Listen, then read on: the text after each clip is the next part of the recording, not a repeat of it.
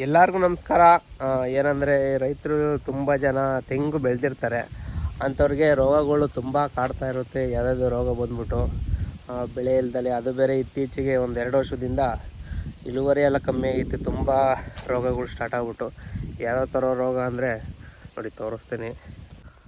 ನೋಡಿ ಈ ಥರ ಹಿಂಗೆ ಗರಿಗಳೆಲ್ಲ ಕೆಳಗಡೆ ಜೋಲ್ಬಿಟ್ಟು ಈ ಥರ ರೋಗ ಸ್ಟಾರ್ಟ್ ಆಗೈತೆ ನೋಡಿ. ಇದು ನಂದು ಒಂದು 20 ಗಿಡ ಈ ಥರ ಆಗಿತ್ತು. ಇದು ಒಂದು ಆಗಿತ್ತು ಈ ಥರ. ಇದಕ್ಕೆ ಏನೇನೋ ಮಾಡಿದೆ, ಯಾವುದಾದ್ರು ಎಲ್ಲ ಔಷಧಿ ತಂದು ಹಾಕಿ ಪರವಾಗಿಲ್ಲ, ರಿಕವರಿ ಆಗೈತೆ ನೋಡಿ. ಇದಕ್ಕೆ ಏನು ಮಾಡಿದೆ, ಸುತ್ತನ ಬಗೆ ಮಾಡಿಬಿಟ್ಟು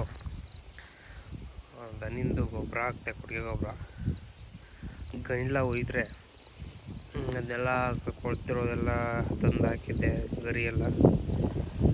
ಇದು ನೋಡಿ ಎಷ್ಟು ತುಂಬ ರಿಕವರಿ ಆಯ್ತು ಚೆನ್ನಾಗಿ.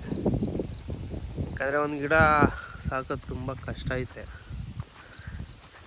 ಅದರಿಂದ ಅದರಲ್ಲೂ ಮೊದಲು ಹೆಂಗೋ ಮಾಡಿಬಿಟ್ಟವ್ರೆ. ನಮ್ಮ ಜನ್ರೇಷನಲ್ಲಿ ಸಾಕಬೇಕು ಅಂತಂದರೆ ತುಂಬ ಶ್ರಮ ಪಡಬೇಕು. ಯಾಕಂದರೆ ತುಂಬ ಇವಾಗ ಅದು ಇದು ರೋಗಗಳು ಸ್ಟಾರ್ಟ್ ಆಗುತ್ತೆ ನೋಡಿ. ಇದಕ್ಕೆ ಆಗ್ತಾಯಿದೆ. ಔಷಧಿ ಅಂಗಡಿಲಿ ಹೋಗಿ ಒಂದು ಔಷಧಿ ತಂದು ಕಟ್ಟಿದ್ದೀನಿ. ಯಾರಾದರೂ ಬೇಕಾದರೆ ನೋಡ್ಕೊಳ್ಳಿ.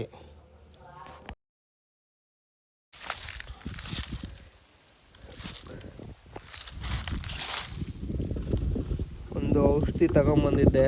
ಯಾವ ಕಾಂಡ ಕೊರತೆ ಹುಳಕ್ಕೆ ಒಂದು ನಿಮಿಷ ತೋರಿಸ್ತೀನಿ ನಿಮಗೆ ನೋಡಿ. ಇದು ಕಾಂಡ ಕೊರತೆ ಹುಳ ಅಂತೇಳಿ ಇದನ್ನು ತಂದು ಇಟ್ಟಿದ್ದೀನಿ ನೋಡಿ. ಇದ್ರ ಹೆಸರು ಯಾರಾದರೂ ನಿಮಗೆ ಬೇಕಾದರೆ ನೋಡಿ ಯೂಸ್ ಆಗುತ್ತೆ.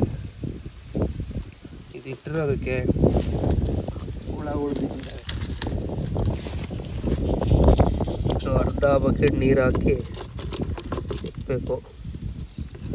ಅರ್ಧ ಬಕೆಟ್ ನೀರು ಹಾಕಿಟ್ರೆ ಅದರೊಳಗಡೆ ಬಂದು ಬಿದ್ದು ಸತ್ತೋಗ್ತವೆ. ಈ ಹುಳ ತುಂಬ ಡೇಂಜರಸ್ ಹುಳ ಇವು ನೋಡಿ. ಈ ಥರ ಎಲ್ಲ ಗರಿ ಜೋಳ ಥರ ಆಗ್ಬಿಡುತ್ತೆ. ಈ ಥರ ಎಲ್ಲ ಆಗೋದಕ್ಕೆ ಇದು ಹುಳ ತಂದು ಇಟ್ಟಿರೋದು.